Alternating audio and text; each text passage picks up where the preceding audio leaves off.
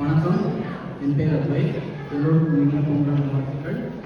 என்னுடைய தலைப்பு தமிழால் இணைவோம்.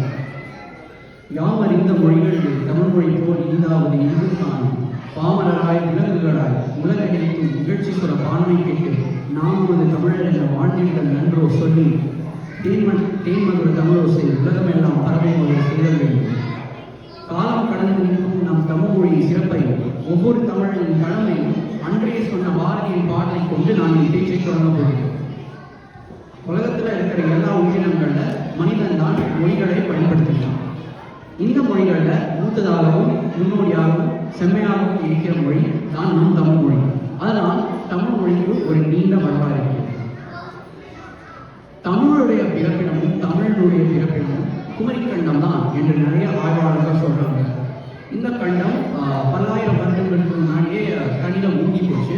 ஆனால் சங்க வரலாற்றாலும் சிலப்பதிகார உரையாலும் இதை பற்றி நிறைய தெரிஞ்சுக்கலாம்.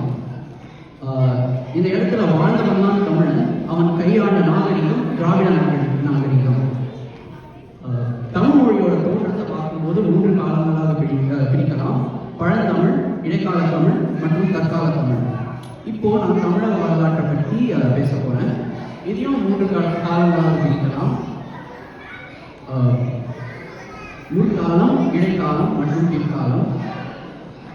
முற்காலம்ல வந்து நிறைய சங்க நூல்கள், புறநானூறு, அகநானூறு, பதிப்பு நூல்களெல்லாம் எழுதப்பட்டன.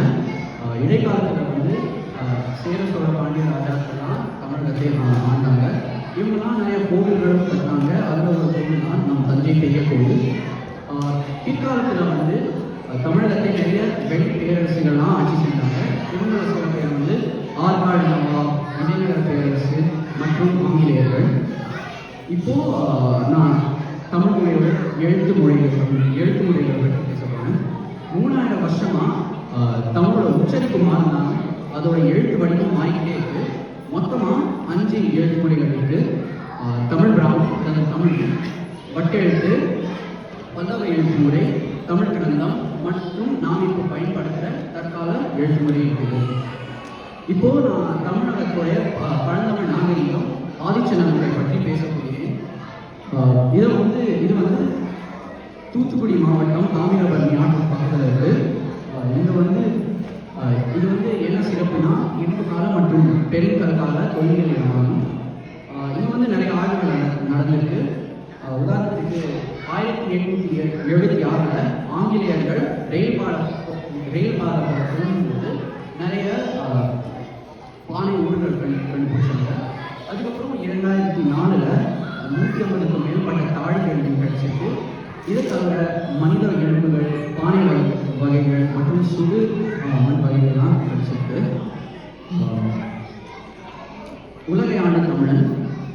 பழந்தமிழனுக்கு கடல் சார்ந்த அறிவு நிறைய இருந்ததுனால நிறைய கடல் பயணம் செஞ்சாரு. இதனால இவருக்கு திரை நிழல் என்ற ஒரு பட்டம் கிடைத்தது. திரை என்றால் கடல், நிழல் என்றால் மீண்டு வருதல். திரைக்கடலோடு திரவியம் தேடினால்தான் நாம் பழந்தமிழன். வெளிநாட்டுக்கு போனதெல்லாம் சில சான்றுகள் இருக்கு. முதல்ல வந்து தமிழ்நாட்டில் இருக்கிற மாதிரி ஸ்பெயினில் திருமணத்துக்கு முன்னாடி இளவட்ட கல்வின்ற பழக்கம் இருக்கு. அதுக்கப்புறம் பிரேசிலில் தமிழ்நாட்டில் இருக்கிற மாதிரி மரக்காணம் ஒரு ஊர் இருக்கு. லேக்கிரி தமிழ் ஏரியில் இருந்ததான் வந்துருக்குன்னு நிறைய ஆய்வாளர்கள் சொல்கிறாங்க. அதுக்கப்புறம் நாம் இப்போ பாண்டி ஆடுவோமே, அதே மாதிரி கியூபா நாட்டில் எல்பான் ஒரு கேம் ஆடுறாங்க.